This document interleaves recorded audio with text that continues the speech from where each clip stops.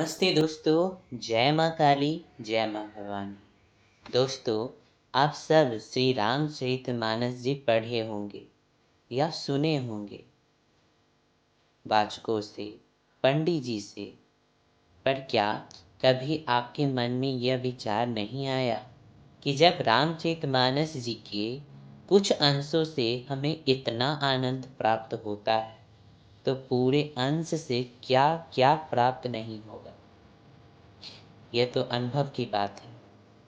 क्या आप सब नहीं चाहते कि कोई ऐसा माध्यम हो जहाँ से मानस जी के एक एक चौपाई, दोहा, सौराठा, श्लोक के एक एक शब्द का अर्थ, उसके भाव, उसकी महत्ता को बताया जाए, समझाया जाए।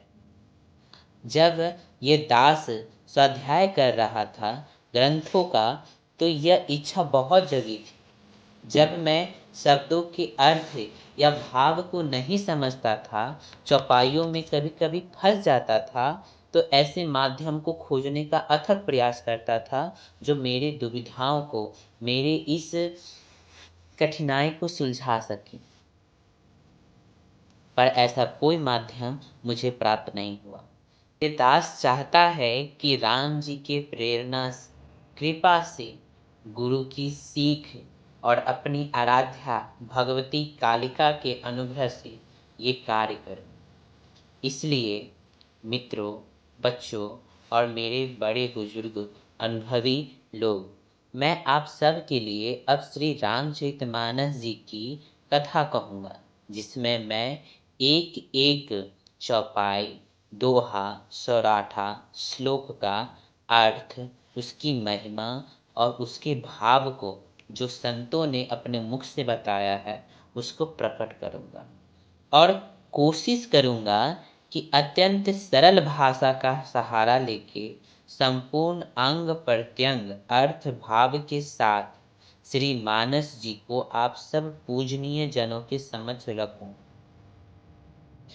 मेरा कोशिश रहेगा कि वीडियो में रामचरितमानस जी का जो भाव हो, जो वो अर्थ हो, वो इतना सरल हो कि बच्चों को भी समझ में आए, जिससे इस वीडियो के माध्यम से, मेरे इस एक कोशिश के माध्यम से हर घर में हर एक बच्चा अच्छे से मानस जी को समझे।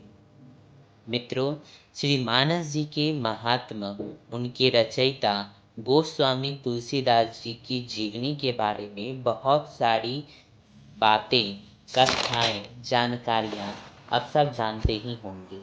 इसलिए दास यहाँ प्रणाम करके आगे बढ़ने का आज्ञा मांगता है। पर आप कमेंट में कहेंगे तो दास अपनी जानकारी शेयर जरूर करेगा। अगर आप चाहेंगे कि मैं आप लोगों को गोस्वामी तुलसीदास जी की जीवनी बताऊं, रामचरितमानस जी की महत्ता भी सुनाऊं, तो इसके ऊपर भी मैं वीडियो बना दूंगा। श्री मानस जी जब हम शुरू करते हैं तो सबसे पहले क्या आता है, जरा सोचिए। मानस जी जब हम खोलते हैं और भगवान को स्मरण कर लेते हैं, तो सबसे पहले हमें क्या पढ़ना पड़ता है? पूजनियों, सबसे पहले हमें मंगलाचरण मिलता है, और इस आचरण और शब्द को जानना हम सब के लिए अति आवश्यक है। हम सब मंगलाचरण बहुत बार सुने होंगे, बहुत जगह पढ़े भी होंगे, बहुत सारे कार्यक्रमों में सबसे पहले मंगलाचरण होता है, ये भी जानते होंगे। इसे कैसे किया जाता है, इसमें क्या किया जाता है, वो भी जानते हैं। पर ये जानकारी बहुत कम है। आज मैं आप लोगों को मंगलाचरण का संपूर्ण जानकारी दूंगा, और ये भी बताऊंगा कि मंगलाचरण क्यों इतना महत्वपूर्ण है। अरियो, मंगलाचरण दो शब्दों के मिलने से बना है। एक है मंगल और दूसरा है आचरण। मंगल का अर्थ होता है वह सत्ता जो अशुभ, बुरे, हानिकारक भावों से रक्षा करे, और शुभ, सद्गुण, अच्छे भावों का विस्तार करे। दास देवी के 11 नाम पे जो वीडियो बनाया था, उसमें दास मंगल शब्द पे बहुत कुछ चर्चा किया, आप उसको जाके देख सकते हैं। आचरण का अर्थ होता है व्यवहार, कर्म। इसका पूर्ण अर्थ निकाला जाए तो आता है वह कर्म, कार्य या व्यवहार जो शुभता, सद्गुण, धर्म का विस्तार करे और अशुभता, बुराई, दुराचार से रक्षा करे, वह मंगलाचरण कहलाता है। ये करने का उद्देश्य क्या होता है? हम जो भी कार्य करें भगवान के लिए वह प्रिय हो, धर्म के लिए वृद्धि कारक हो, मनुष्य के लिए आदर्श और दुराचारी के लिए आत्मशोधक औषधि हो। यही उद्देश्य होता है मंगलाचरण करने का। पहला, अब बात आता है, हमें तो नहीं पता होता कि हम जिस सोच या उद्देश्य से कार्य कर रहे हैं उससे ये सब होगा कि नहीं, पर भगवान को पता है कि हम सही कर रहे हैं कि गलत। बस यह मंगलाचरण करके यही कहा जाता है कि हम कहीं भटके या गलत होए तो हे प्रभु, हे जगन्नाथ, आप सुधार कर दीजिए और हमारे उद्देश्य की पूर्ति कीजिए।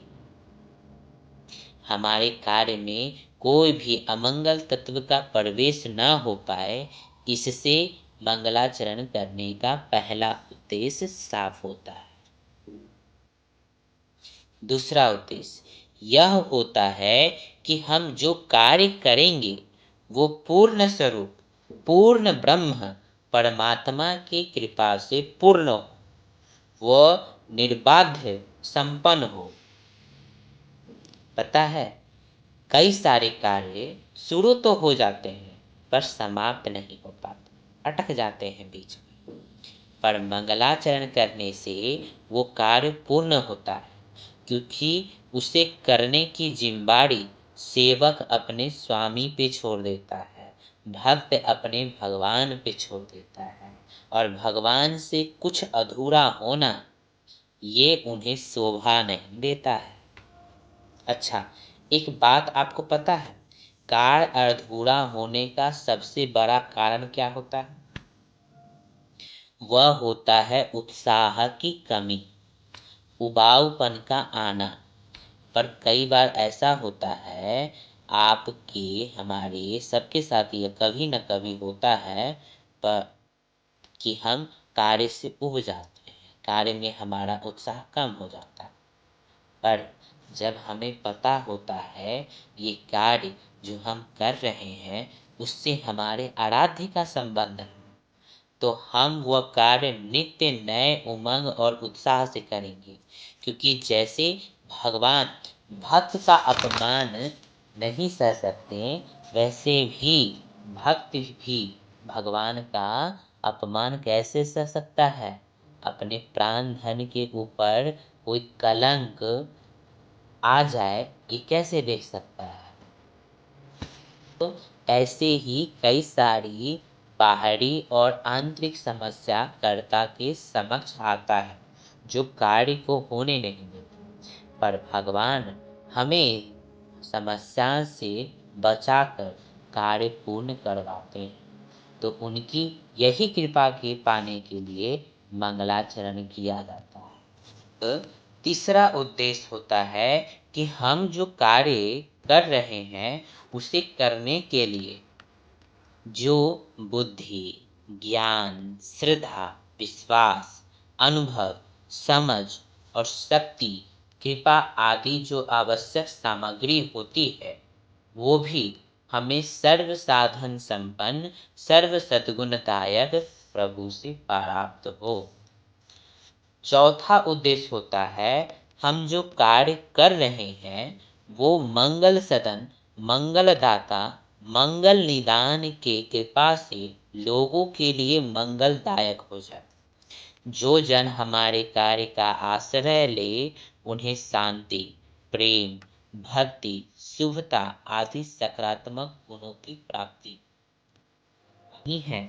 मित्रों, रामायण, भक्तामद, रामचरितमानस, गुरु ग्रंथ साहिब, विनय पत्रिका, सुर विनय पत्रिका आदि, दुर्गा सप्तशती, पुराण, महाभारत आदि कई सारे ऐसे उदाहरण हैं जिनके आश्रय लेने से भक्तों का संकट नष्ट होता है, उनके जीवन में मंगल आता है, शुभता की वृद्धि होती है, दुखों का नाश होता है।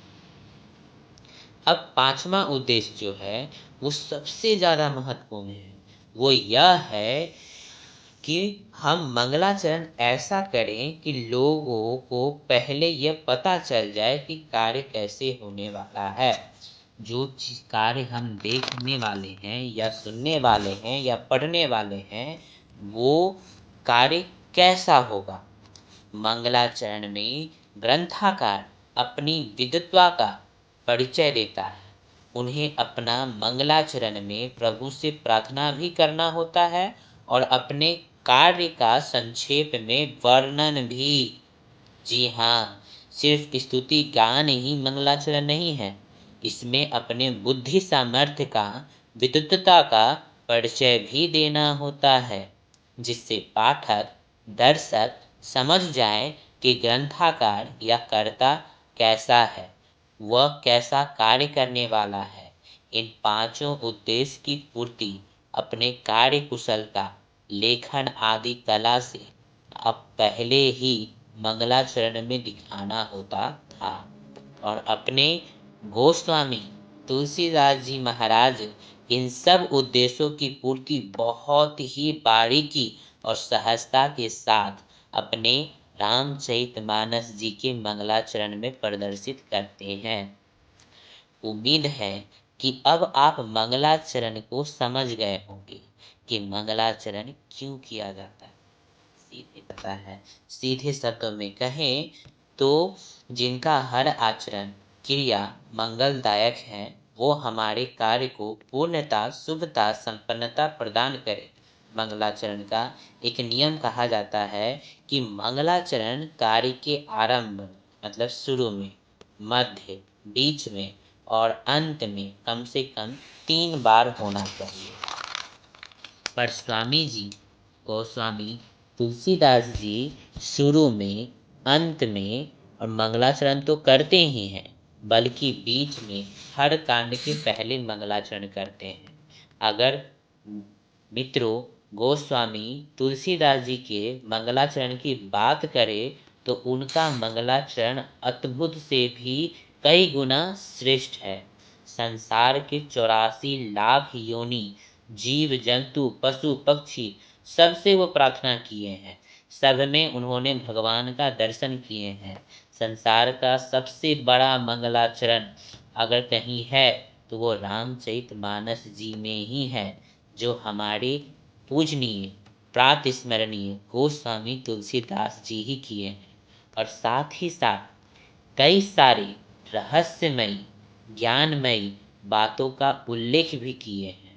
नीति, धर्म, साधना, ज्ञान, ध्यान आदि कई सारे विषयों का ज्ञान उनके मंगलाचरण के माध्यम से ही प्राप्त हो जाता है।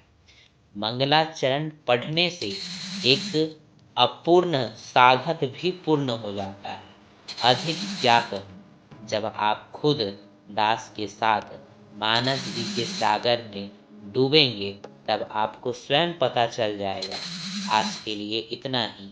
जय मां काली, जय मां भवानी।